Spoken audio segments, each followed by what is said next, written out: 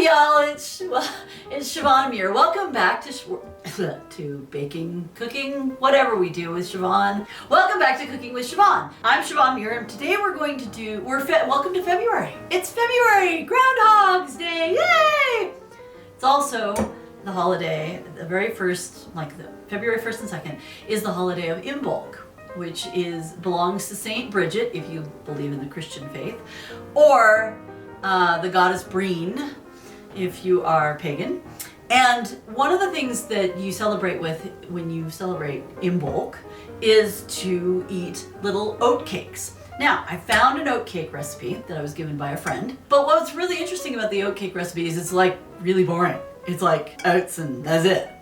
So, because I never do anything very boring, whether it turns out good or not, I always add a little bit of spices, and particularly things like cardamom, cinnamon, and vanilla.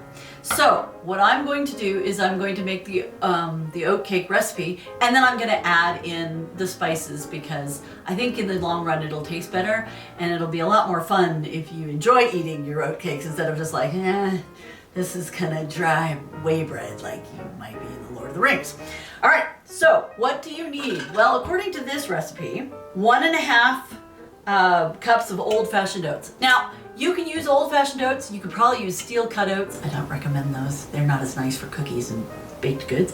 Or you can use quick instant oats. That's what I have.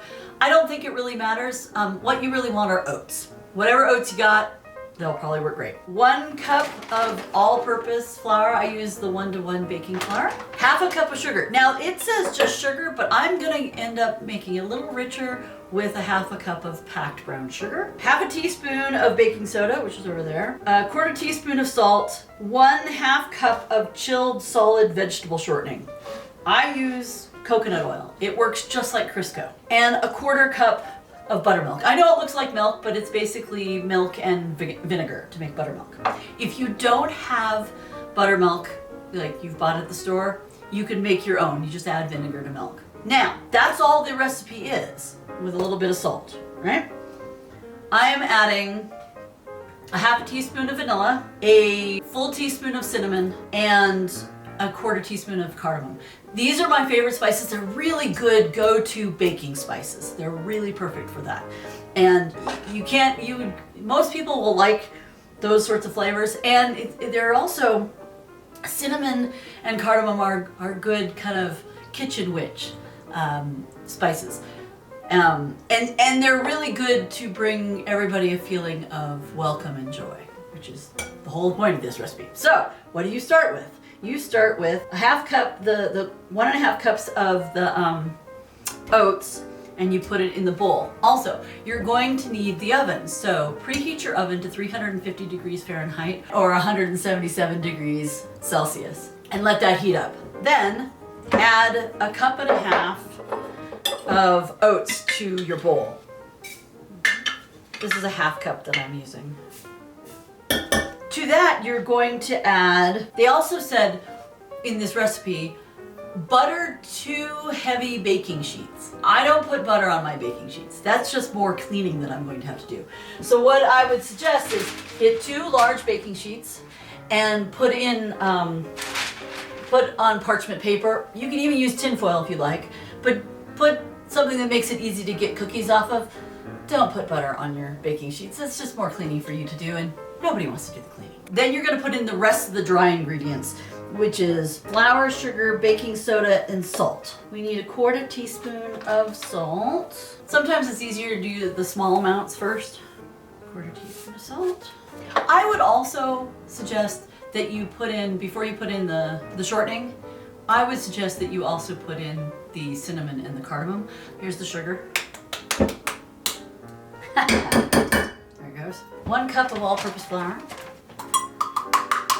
1/2 teaspoon of baking soda. 1/2 teaspoon of cinnamon. And 1/4 teaspoon of cardamom. And then mix together. Given that the brown sugar is kind of a big chunk here, I would break it up first That'll make it easier to just mix it in with everything. And then I would whisk it together with the rest. And if it needs a little convincing, you can always use your fingers to break it apart. Make sure you've washed your hands first. This is what it looks like before you've put any of the wet ingredients in. Now I would actually add the vanilla. I know it doesn't seem like it's going to do much, but it will actually get mixed in. And you can really smell it. So I think I will add that second half teaspoon. That way, you're definitely going to get some flavor. All right. Now, they say add the half cup of chilled solid vegetable shortening. All right. So they want you to break it up. Fortunately, the nice thing about coconut oil is it already comes out kind of chunky. So what they wanted you to do is to work it using fingertips, rub the shortening mixture until it resembles coarse crumbles. Okay? So it's basically, you're going to do what you do with, like, you're just gonna squeeze it together. Not fun if you have like texture issues. I don't like it on my hands, but you want to get it mixed in. Add the buttermilk, stir until the dough forms. It's actually, once you get that stuff mixed in, it's actually a nice texture for the dough. All right, add the buttermilk, stir until the dough forms. Transfer dough to a floured surface. With gluten-free, you probably won't need too much flour. And then roll it out. This is a 1/4 cup of buttermilk. I'd add just a hint more water. Just water. You don't want to add anything specific, but I would get maybe 1/8 of a cup, not very much. Probably even get away with a tablespoon, but you want enough so that it'll kind of stick together. Now it says roll into 1/4 inch or about 7 or 8 millimeters, because what you're going to do is this is where you're going to make the small cookie-like cakes.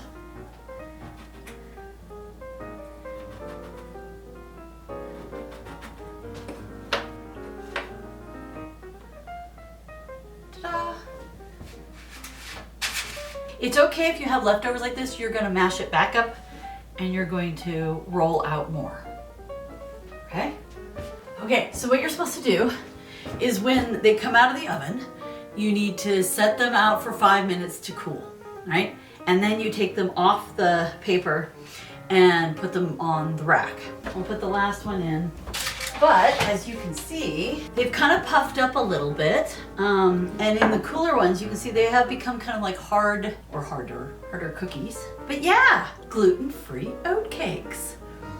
Really simple recipe. Make sure when you make these, you can add any spices you like, but I highly recommend cinnamon, cardamom, and vanilla.